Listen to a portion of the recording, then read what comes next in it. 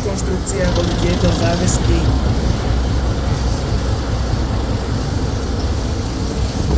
Necháme nech si trošku podľudle náš krásny motor.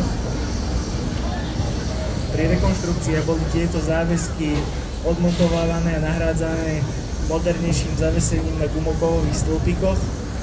Takisto hlavne, respektíve len v Českej republike boli tieto lokomotívy rekonštruované na vykurovanie osobných súprav elektrikov, pričom bol odmontovaný párny generátor a dosadený vykurovací alternátor. Také lokomotívy neskôr niesli označenie RATU 742.